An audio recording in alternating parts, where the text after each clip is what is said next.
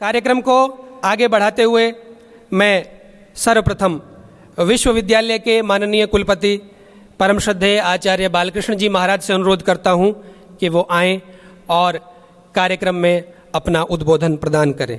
एक बार जोरदार करतल ध्वनि से आप उनका स्वागत करें। दीक्षारंभ के इस पावन अवसर पर आज हमें हमारे इस विश्वविद्यालय और पतंजलि योगपीठ के पवित्र प्रांगण में अपनी पावन उपस्थिति से हम सबको गौरवान्वित करते हुए, हम सबको प्रसन्नता प्रदान करते हुए, हमारे हृदय और मन में अपने संस्कृति, अपनी परंपरा, मूल्य और आदर्श के प्रति और निष्ठावान होकर के आगे बढ़ने के लिए प्रेरणा प्रदान करते हुए पधारे हुए परम सम्माननीय माननीय उत्तराखंड के राज्यपाल महामहिम श्री कृष्णकांत पॉल जी, आप हमारे विश्वविद्यालय के कुलाध्यक्ष भी हैं। आपका यह विश्वविद्यालय है, आप हमारे विश्वविद्यालय के सबसे वरिष्ठ अभिभावक हैं। इस नाते भी मैं आपका बहुत हार्दिक अभिनंदन, वंदन और स्वागत करता हूं। आज इस पावन अवसर पर हमको आशीर्वाद देने के लिए, जिनके आशीर्वाद से पतंजलि के मूल में पहले हवन करते, जिनकी प्रेरणा और आशीर्वाद ने काम करना शुरू किया था आज से 30 वर्ष पहले से ही, ऐसे परम श्रद्धेय वंदनीय प्रातः स्मरणीय आचार्य श्री प्रद्युमन जी महाराज गुरुदेव जी भी यहाँ पर हैं। हम उनका भी हार्दिक अभिनंदन और स्वागत करते हैं, जिन्होंने इस देश के अंदर आज से 10-15 वर्ष पहले तक भी कहीं कोई कल्पना नहीं कर सकता था कि यह योग की परंपरा दुनिया की प्रत्येक कोने में, प्रत्येक व्यक्ति के हृदय में और दुनिया में सबसे ज़्यादा जिस शब्द को लोग जानते हैं उस शब्द के रूप में प्रतिष्ठापित होगा।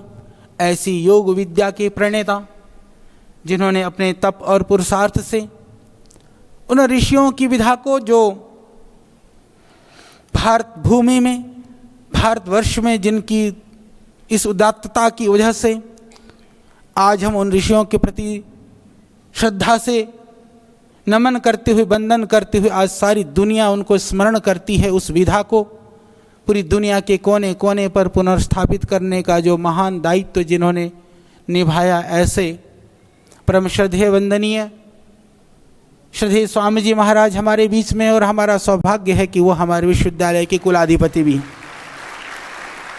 ऐसे कुलाधिपति का हम सब नमन वंदन करते हैं। और हमारे आज इस पावन मंच पर यह संयोग ही है कि कुछ दिन पूर्व हमारे माननीय डीएम साहब ने कार्यभार संभाला, हमारे एसएसपी साहब ने भी कार्यभार संभाला, तो आज आपकी प्रथम आगमन है पतंजलि में। मैं आपका भी हार्दिक अभिनंदन स्वागत करता हूं। इसी तरह से माननीय सचिव महोदय, हमारे माननीय गवर्नर साहब के साथ आए, ओडीसी साहब, बाकी जो है जितने भी हमारे इस जिले के हमारे प्रशासनिक अधिकारी बंधु और बहनें यहाँ पर मंच पर हैं, आप सबका भी इस पतंजलि योगपीठ प्रांगण में हार्दिक अभिनंदन, वंदन और स्वागत है। हम सबको गर्व है, भगवान ने हमको निमित्त बनाया, भारतीय संस्कृति परंपरा उनसे जुड़ी हुई विधाओं से जुड़ करके हम अपने जीवन को आगे बढ़ाएं। जीवन निर्वहन के साधन के साथ साथ संस्कृति संरक्षण का कार्य को भी हम कर करके मानवता के लिए, भारतवर्ष के गौरवशाली इतिहास और अतीत के लिए, उसको अतीत को वर्तमान बनाते हुए अपने जीवन को जिए हैं, यह हमारा सौभाग्य है। और इस कड़ी में श्रद्धेय स्वामी जी ने ये सारी गतिविधियों को मूर्त रूप दे करके प्रतिष्ठापित करने का जो भगीरथी प्रयास किया है, हम ऐसा मानते हैं कि यह महामहिम राज्यपाल महोदय, मैं इतना ही कहना चाहता हूँ, शब्दों से शिक्षा देने वाले तो बहुत हैं, पर हमको ऐसा एक महापुरुष प्राप्त है जो शब्दों से कम कर्मों से ज़्यादा शिक्षा देता है। उनके कर्म को देख करके हमको बहुत कुछ सीखने को मिलता है। ये हमारा सौभाग्य है।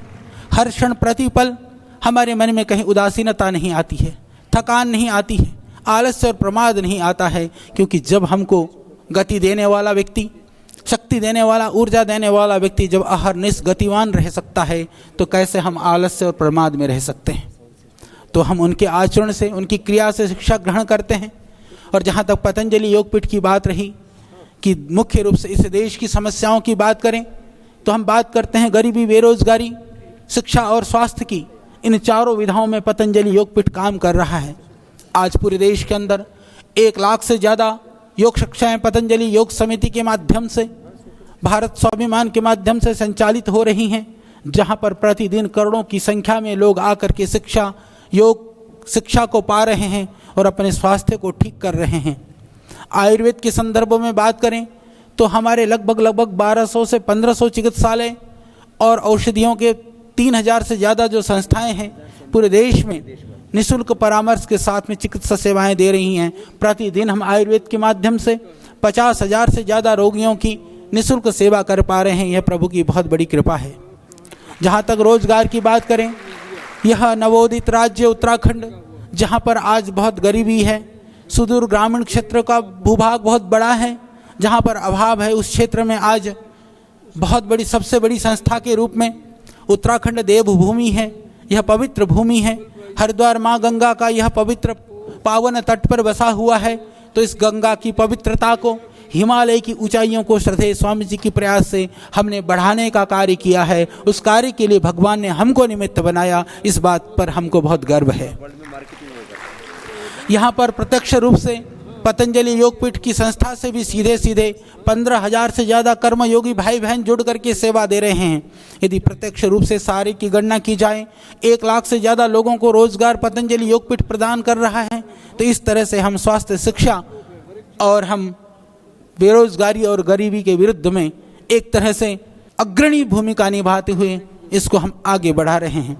चाहे वो देश की व्यवस्था परिवर्तन की बात हो, चाहे वो बढ़िया प्रबंधन की बात हो, चाहे हमारी संस्कृति, मूल्य और मर्यादाओं की संरक्षण की बात हो, अहरनिश हम हर जगह पर आगे हैं।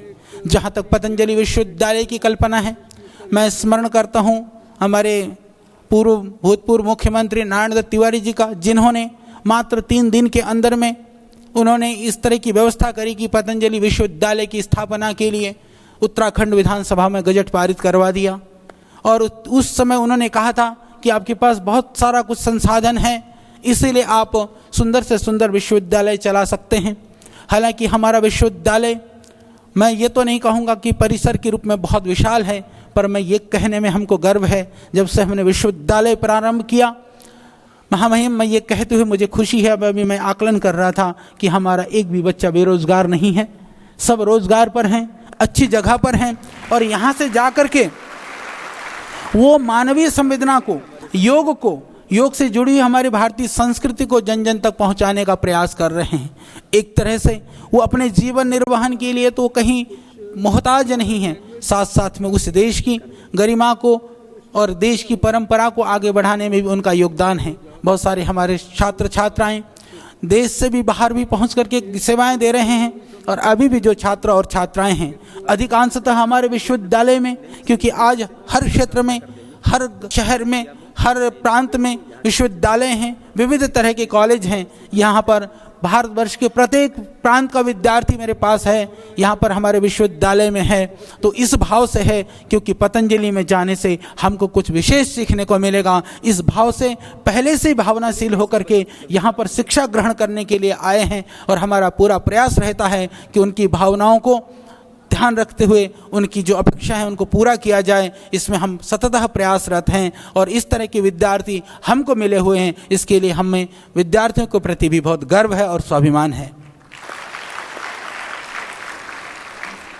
तो ये ऋषियों की ज्ञान को, क्योंकि ऋषियों के पास बहुत शक्ति और सामर्थ्य था, यदि भारतवर्ष को सोने की चिड़िया के रूप में जाना जाता था, तो मैं मानता हूँ कि ऋषियों की ज्ञान की वजह से हमने दूसरे पर शासन करने की नहीं सोची, हमने लोगों के दिल में शासन करने का सोचा। हमेशा उस शासन के भाव यही था कि हम आध्यात्मिक उन्नति के द्वारा लोग की दर्द पीड़ा और कष्ट को दूर कर करके उनकी संवेदना और भावनाओं को समझ करके हम लोगों के हृदय में राज कर सकते हैं। यह उदात्त भावना हमारे ऋषियों की थी। उस भावना को फैलाने का कार्य, उन ऋषियों की उस उदात्त परंपरा को स्थापित करने का कार्य इस पतंजलि विश्वविद्यालय के द्वारा किया जा रहा है। उसके लिए यहाँ सुव्यवस्थित दिनचर्या, प्रातःकाल योग की कक्षा से लेकर के यज्ञ से लेकर के दैनंदिन गतिविधियों में जो कोर्स के अंदर जो पढ़ाया जाता है, उसके अतिरिक्त भी जो सिलेबस में नहीं है उसको भी उससे ज़्यादा सिखाने का प्रयास यहाँ से किया जाता है।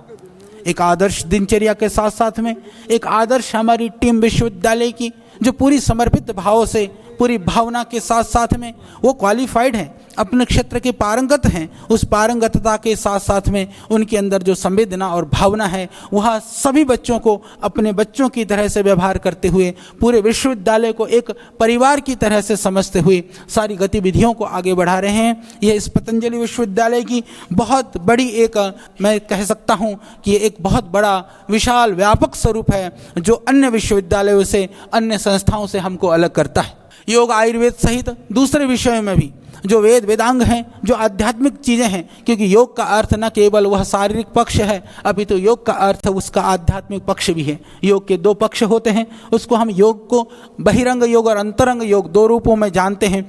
तो हम योग का जो बाहरी पक्ष है, जो शारीरिक क्रियाओं के साथ साथ में शारीरिक निरोगता और सौष्ठव के लिए है, उसके साथ साथ में मानसिक जो उन्नति के लिए, आध्यात्मिक उन्नति के लिए, मानसिक विकारों की परिसमाप्ति के लिए जो ध्यान, प्राणायाम और जो योग की गहन क्रियाओं का भी हम यहाँ पर प्रशिक्षण दे रहे हैं।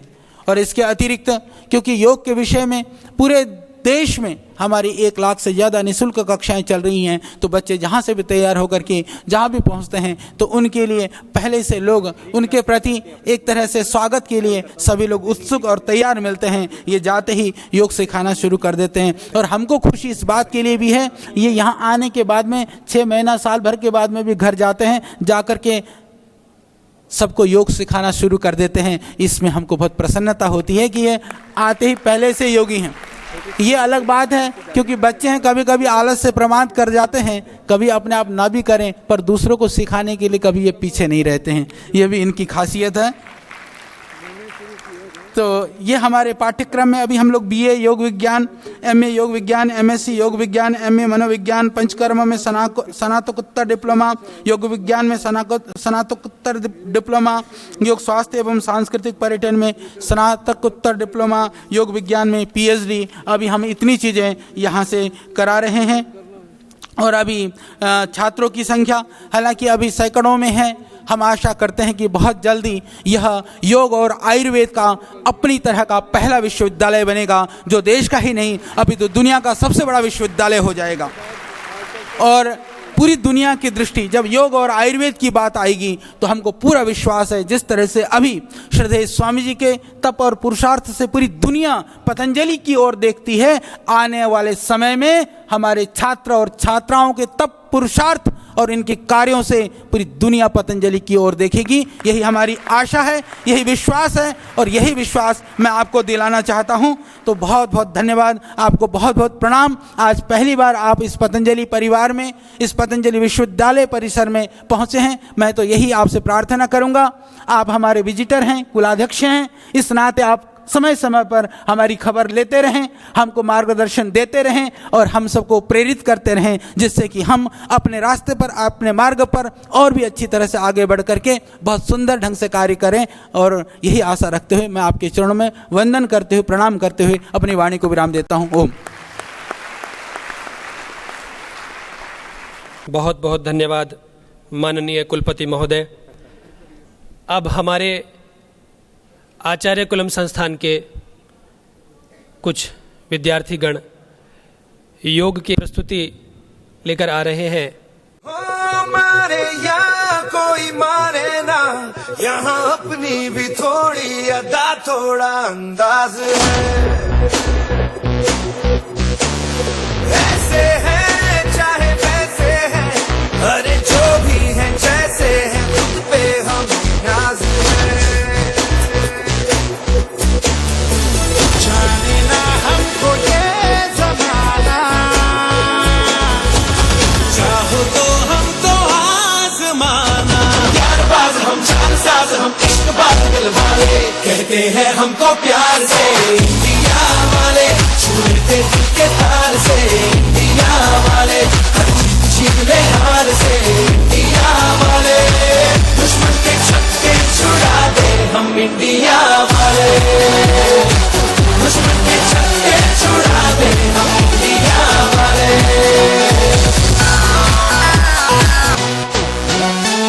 यूं तो सीधे बड़े, कभी चाहे तो हाथों से लेते लकीरें चुरा।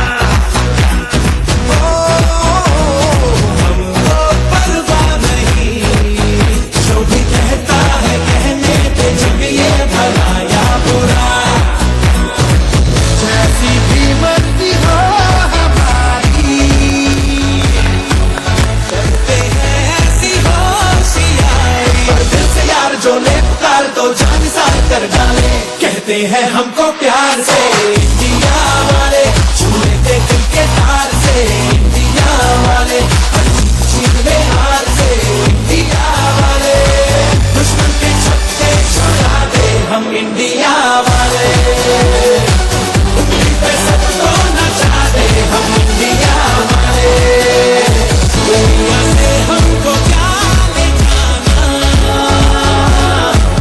यारों के दिल में हो ठिकाना, प्यार होता है प्यार ये लाख बात कहला ले, कहते हैं हमको प्यार से इंडिया वाले, छूटे दिल के तार से इंडिया वाले, जीत ले हार से इंडिया वाले, दुश्मन के छक्के छुड़ा दे हम इंडिया वाले, दुश्मन के छक्के छुड़ा दे, छुड़ा दे, उंगली पे सबको नचा दे, नचा दे, दुश्मन के छक्के छुड़ा दे हम इंडिया वाले।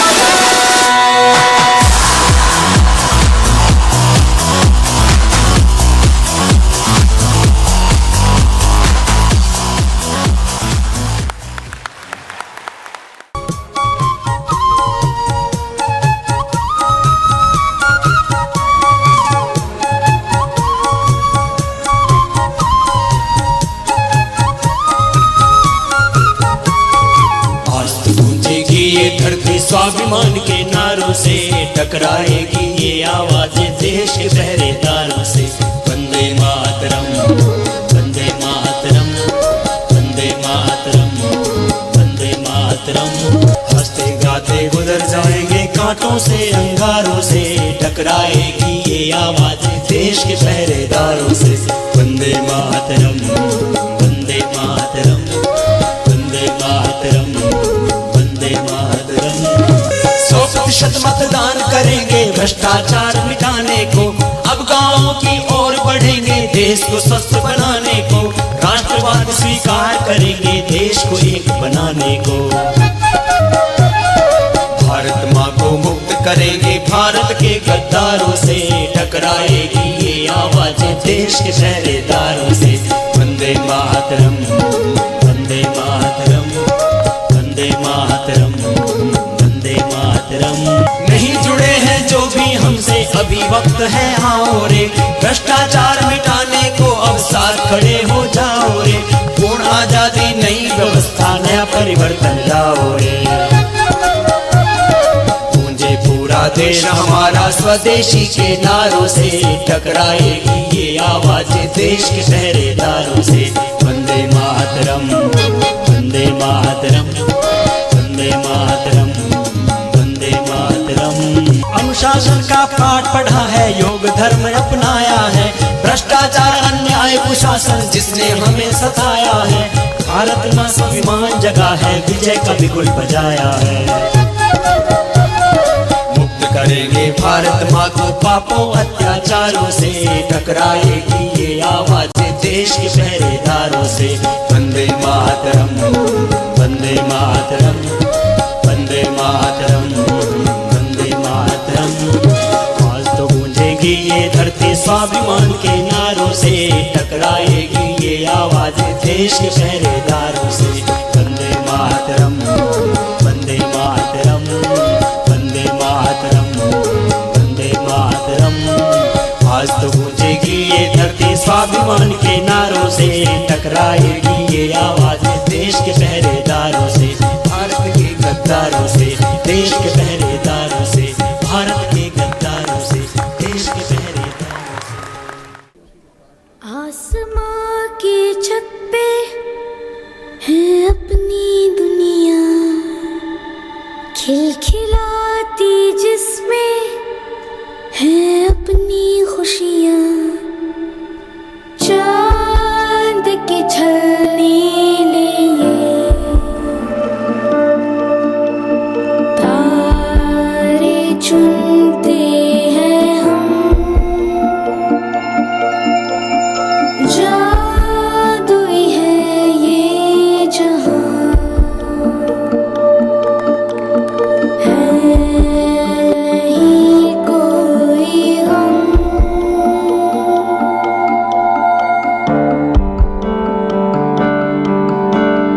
बंदे हैं हम उसके, हम पे किसका जोर। उम्मीदों के सूरज निकले चारों ओर, इरादे हैं फौलादी, हिम्मती हर कदम, अपने हाथों किस्मत लिखने आज चले हैं हम। बंदे हैं हम उसके, हम पे किसका जोर।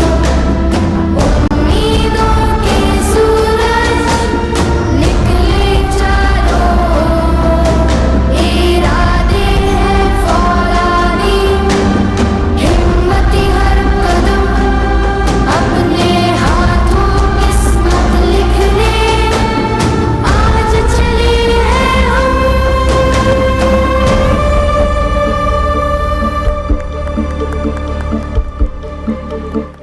धुंधला जाए जो मंजिलें, एक पल को तू नजर झुका, झुक जाए सर जहां वहीं मिलता है रब का रास्ता। तेरी किस्मत तू बदल दे, रख हिम्मत बस चल दे, तेरे साथी मेरे कदमों के है निशान। तू ना जाने आस पास है खुदा, तू ना जाने आस पास है खुदा। तू ना जाने आस पास है खुदा, तू ना जाने आस पास है खुदा। मिट जाते हैं सबके निशान, बस एक वो मिटता नहीं है। मान ले जो हर मुश्किल को, मर्जी मेरी है। हो हम सफर न तेरा जब कोई, तू हो जहाँ रहूंगा मैं वहीं, तुझसे कभी न एक पल भी मैं जुदा। तू न जाने आस पास है खुदा, तू न जाने आस। वास्तव में योग भारतीय संस्कृति का प्राण है। इसीलिए शास्त्र कहता है तपस्विभ्यो अधिको योगी ज्ञानिभ्यो अपि मतो अधिक कर्मभ्यश्चाधिको योगी तस्माद् योगी भव अर्जुन। योगी होने का संदेश सारी दुनिया को भारत ने दिया है हजारों साल से, और आधुनिक युग में वह काम हम सभी जानते हैं संपादित किया गया सफलतापूर्वक हमारे परम पूज्य स्वामी रामदेव जी महाराज के द्वारा। एक बार जोरदार करतल ध्वनि से मैं स्वागत करना चाहता हूं हमारे विश्वविद्यालय के माननीय कुलाधिपति परम पूज्य स्वामी जी महाराज का, और आज के इस शुभ अवसर पर अपना मार्गदर्शन प्रदान करें परम पूज्य स्वामी जी महाराज। आज पतंजलि विश्वविद्यालय के इस दीक्षारंभ समारंभ में हमारे उत्तराखंड के यशस्वी राज्यपाल महामहिम श्री पॉल साहब आए हैं और उनका ये प्रथम आगमन है पतंजलि योगपीठ में। पूरे पतंजलि योगपीठ परिवार की ओर से उनका एक बार पुनः बहुत बहुत अभिनंदन।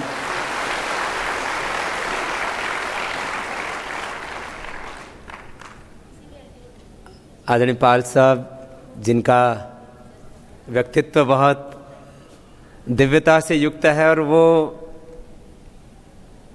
पद की गरिमा के उनके ऊपर जो संवैधानिक जिम्मेदारी है, दायित्व, उसको तो बहुत दिव्यता के साथ निभा ही रहे हैं। अभी मेरा संवाद हो रहा था तो कह रहे थे मुझे बचपन में जब टॉन्सिल हुआ तो पिताश्री ने, पिता तो गुरु का रूप ही होते हैं, तो 6 साल की उम्र में खुद भी योग करते थे और तब से आगे तक करते रहे, इसलिए अभी भी इतने फिट हैं। लगातार 15 वर्षों तक तो मुझसे कह रहे थे बहुत अच्छा अभ्यास किया, बाद में थोड़ी बहुत शिथिलता आई होगी, लेकिन माने बचपन से ही जिनको योग के संस्कार मिले और भगवान ने उनको ये दिव्यता दी। आज योग के साथ आयुर्वेद और भारतीय वैदिक संस्कृति के विभिन्न पहलू, स्वदेशी के तमाम आयाम, उन सब के साथ पतंजलि योगपीठ को विश्व में जाना जाता है, लेकिन हमारा मूल योग है। और हमारे सारे मनीषी कहते हैं भारत के संपूर्ण धर्म, दर्शन, अध्यात्म और संस्कृति को एक शब्द में कहा जाए तो वो योग है। पूरा जीवन ही हमारा योग है। गीता के 18 अध्याय योग है। चारों वेदों के लगभग 20,000 जो मंत्र है, ऋचाएं हैं, उन सब का सार योग है। जीवन में जो भी शुभ है वो योग है। योग का अर्थ है हम अपने शरीर पर, अपने इंद्रियों पर, अपने मन पर विजय पाएं और अपने से जुड़े रहें, और इस विश्व की जो एक अदृश्य अद्वितीय शक्ति है, अलौकिक शक्ति है, जो सर्वज्ञ है, सर्वशक्तिमान है, सर्वव्यापक है, सबका कर्ता नियंता है, संघर्ता है, जो सबका आधार है, उस परमात्मा से हम जुड़े रहें और उस परमात्मा की दिव्यता हमारे द्वारा निरंतर प्रवाहित तो होती रहे इस धरती पर। हम सच्चे अर्थों में शाश्वत के प्रतिनिधि बने, हम सच्चे अर्थों में दिव्यता के, धर्म के, सत्य के प्रतिनिधि बने, न्याय के प्रतिरूप बने। तो ये योग का जो लक्ष्य है कि हमारे जीवन में दिव्यता आए, हमारे जीवन में भगवत्ता आए, और उस लक्ष्य को प्राप्त करने के लिए हम यहाँ आचार्य कुलम से लेकर के पतंजलि विश्वविद्यालय का यह जो शिक्षा दीक्षा का अनुष्ठान चला रहे हैं, आज इस दीक्षा आरंभ के समारोह में महामहिम आए। मैंने दूरभाष पर बात की कि पतंजलि योगपीठ परिवार का ये मनोभाव है, पतंजलि विश्वविद्यालय के सभी छात्र छात्राओं की, सब विद्यार्थियों की ये अभिलाषा है कि आपके आशीष और अनुग्रह से इस बार का यह दीक्षा आरंभ समारोह प्रारंभ हो, यह सत्र आरंभ हो, और उसके लिए इन्होंने सहज ही हमें स्वीकृति दी। उनकी इस सहजता, सरलता, विनम्रता के लिए एक बार पुनः हम उनका अभिनंदन करते हैं। और वैसे पहली बार पतंजलि योगपीठ आए हैं, लेकिन उनसे मिलकर के ऐसा लगा है पता नहीं इनसे कितना पुराना हमारा एक आत्मा का संबंध है। तो ऐसी दिव्यता इनके भीतर है, उनकी उपस्थिति मात्र से ही हम सब बहुत अनुग्रहित हैं। भारत युगों युगों से पूरे विश्व का मार्गदर्शन करता रहा है। पूरे विश्व को सबसे पहला एजुकेशन सिस्टम देने वाला भारत है। 18वीं शताब्दी तक यहां पर 7 लाख से अधिक गुरुकुल थे। जब पूरी दुनिया में कुछ चंद लोग पढ़ते लिखते थे, उस समय यहां प्रत्येक व्यक्ति सुशिक्षित था। आज यहां साक्षरता की बात की जाती है। हमारे उपनिषदों का उद्घोष महाराजा अश्वपति कहते हैं, न में स्तेनो जनपदे न कदर्यो न मद्यपा न अनाहुताग्नि न अविद्वान न स्वरी स्वरिणी कुता। हजारों वर्ष पहले महाराजा अश्वपति कहते हैं कि ऋषि जब ये कहते हैं कि मैं राजा का अन्न इसलिए नहीं लेता कि उसके अन्न में दोष होने की संभावना है, उसके राज्य में किसी भी तरह के अन्याय होने की संभावना, अधर्म होने की संभावना रहती है, इतना बड़ा राज्य, उसमें कोई ना कोई तो पाप हो सकता है। तो अश्वपति कहते हैं, न में स्तरो जनपदे, कैसी हमारी उच्च आदर्श व्यवस्था थी समाज की, व्यक्ति की। न में स्तेनो जनपदे, मेरे राज्य में एक भी चोर नहीं है, न कदर्यो, कोई भी कंजूस नहीं है, सब दानशील हैं। न मद्यप, एक भी व्यक्ति शराब नहीं पीता, एक भी व्यक्ति, न मद्यप न अनाहुताग्निर, एक भी व्यक्ति ऐसा नहीं है जो अग्निहोत्र ना करता हो। पंच महायज्ञ, चतुर्वर्णाश्रम धर्म और 16 संस्कारों की पावनी परंपरा को सब निभाते हैं। न अविद्वान, ये नहीं कहा कि कोई निरक्षर नहीं है, न अविद्वान, एक भी ऐसा व्यक्ति नहीं जो विद्वान ना हो। साक्षरता नहीं, 100% हमारे यहां विद्वत्ता थी। ये थी हमारी भारत की गौरवशाली परंपरा। 100% विद्वत्ता, मात्र साक्षरता नहीं। ऐसा हमारा भारतवर्ष, ये गौरव है हमें कि ऐसी पावनी धरा पर हमारा जन्म हुआ, जिसने पूरे विश्व को सबसे पहले एजुकेशन सिस्टम दिया, सबसे पहले हेल्थ एंड मेडिकल सिस्टम दिया। ये सच है कि करीब 200 वर्ष पुरानी इस एलोपैथी चिकित्सा पद्धति ने भी पूरी दुनिया को बहुत कुछ दिया। मॉडर्न मेडिकल साइंस का हम सम्मान करते हैं, लेकिन इसके साथ यह भी हम अपने हृदय में गौरव रखते हैं कि 200 साल पहले जिस एलोपैथी ने जन्म लिया और 200 सालों में जो क्रमिक विकास किया, उससे दुनिया लाभान्वित तो हो रही है। लेकिन 1,96,08,13,116 वर्ष पुरानी, अपनी करीब 200 करोड़ वर्ष पुरानी अपनी आयुर्वेद की चिकित्सा पद्धति पर भी हमें गौरव। और इसमें हमारे बच्चे यहां पर BMS कर रहे हैं।